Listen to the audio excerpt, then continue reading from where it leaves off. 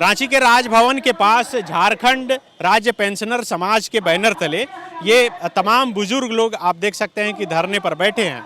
दरअसल अलग अलग सरकारी विभाग से रिटायर हुए ये पेंशनर हैं और इनकी 16 सूत्री मांगे हैं, जिसमें एक मांग यह भी है कि पेंशनर को इनकम टैक्स से मुक्त किया जाए और तमाम मांगे इस पोस्टर में लिखी हुई है जो इस वक्त आपके स्क्रीन पर दिख रहा है। एक एक कर बात करेंगे और समझने की कोशिश करेंगे कि आखिर जिस उम्र में घर में बैठकर आराम करना चाहिए, सड़क पर उतरकर आंदोलन क्यों करना पड़ रहा है। हम वास्तव में आपका सही कहना है नौजवान साथी का कि हमको अभी आराम करना चाहिए, लेकिन सरकार ने हमको बाध्य कर दिया है इसके लिए। हमारा वेतन केंद्र सरकार या राज्य सरकार? दोनों सरकार। पहले तो केंद्र सरकार ने हमारे साथ अन्याय किया।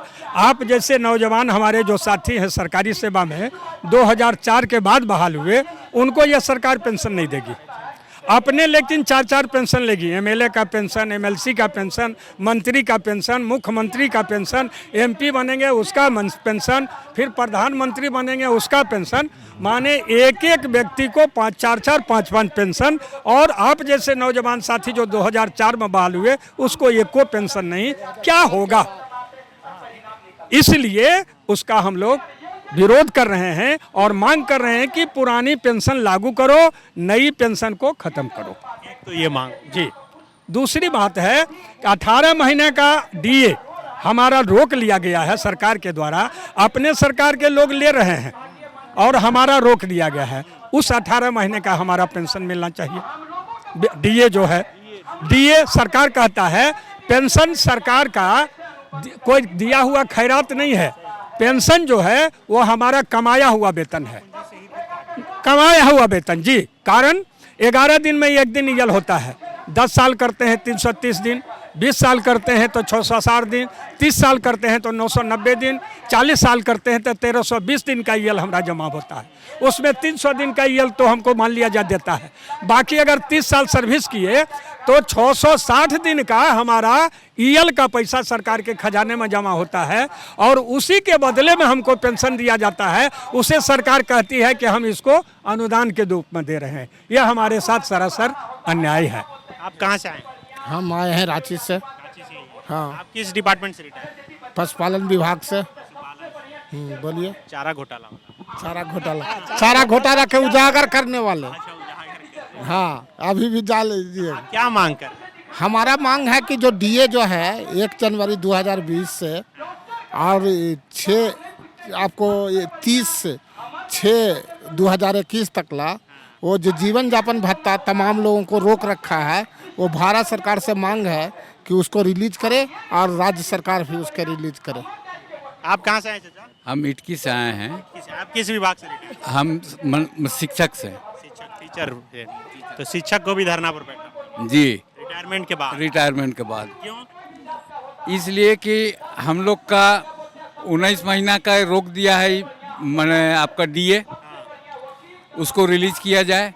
दूसरी बात, जो हम लोग को सीनियर सिटीजन का जो फैसिलिटी मिलता था रेलवे में, वो फैसिलिटी ख़त्म कर दिया।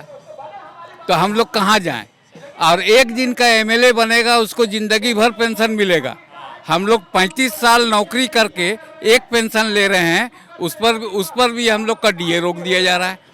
महंगाई 100% बढ़ता है और डीए 3% देता है। क्या होगा? अभी आपको कितना पेंशन मिल रहा है? अभी 28,000। 31 हो गया, 31% हो गया है। 11% हम लोग का रुका हुआ है पेंशन, यही आपका डीए। मतलब आखिरी सैलरी जितनी मिलती है उसका 31% नहीं, आधा जी। वो आपको जीवन यापन महंगाई भत्ता मिलता है। उसके बाद ये बढ़ता भी है। ये बढ़ता है महंगाई के अनुसार, लेकिन महंगाई 100% बढ़ता है और देता है 3%। आप टमाटर पहले 2 रुपये लेते थे, अभी 80 रुपये ले रहे हैं। घटते और सीनियर सिटीजन जो ट्रेन में हम लोग का लागू था पुराने जमाने से, उसको खत्म कर दिया। स्पेशल ट्रेन चलाया। लड़का लोग तो नौकरी के लिए बैठा है, आप लोग तो पेंशन के नहीं। तो हम पेंशन के लिए, इसका भी ये नौकरी मिलेगा तो इसको पेंशन नहीं मिलेगा। उसके लिए हम ही मांग कर रहे हैं कि इसको, इसलिए पहला मांग वही बोला। वही पहला मांग हमारा है। आप कहाँ से आए? इटकी से आए हैं हम। आप भी टीचर थे? जी जी जी हाँ, हम भी शिक्षक से रिटायर हुए हैं। हम लोगों ने देखिए देश के लिए कितना काम किया।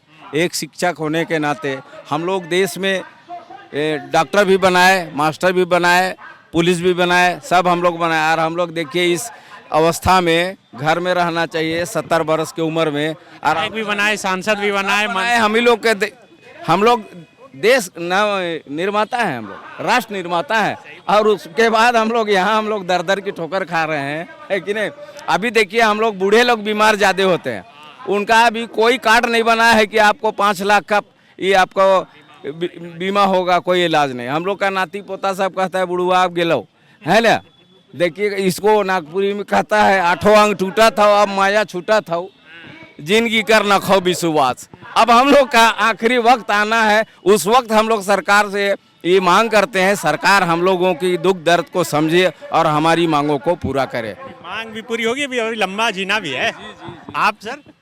हम फॉरेस्ट डिपार्टमेंट में थे। हाँ, रिटायर किए हैं, 2015 में रिटायर किए हैं। कितना पेंशन मिलता है? पेंशन 30,000 रुपये करीब मिलता है। लगभग सबका 30 के आसपास। जी हाँ जी हाँ जी हाँ जी। तो उतना में लग रहा है कि गुजारा नहीं होगा। बताइए, 2 टेबलेट का दाम 2 रुपया था, आज 20 रुपया में खरीद रहे हैं सर। हम लोग पास दर्जनों बीमारी है और देता है 1,000 रुपया मेडिकल है। हमारी जो है सरकार को सेवा देने में ही हुई है, सही बात है। तो हम तो चाहते हैं कि कैशलेस हमको ट्रीटमेंट कर दो, जैसे आयुष्मान भारत योजना से जोड़ दो, है ना।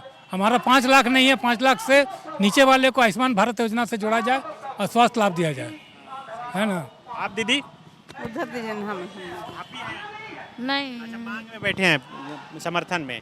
तो देखिए यहाँ पर आप ये राजभवन के बाहर किस तरह से बुजुर्ग लोग बैठे हैं अपने पेंशन और तमाम मांगों को लेकर कि ये सरकार तक, राज्य सरकार और केंद्र सरकार दोनों तक ये बातें पहुंचाना चाह रहे हैं। आप कहाँ से आए हैं? हम यहीं के हैं। इस विभाग यहाँ सारे विभाग के लोग हैं। हम इरिगेशन डिपार्टमेंट से आए हैं जी। तब कोई घोटाला मिल रहा है क्या? इसमें तो बहुत हुआ है।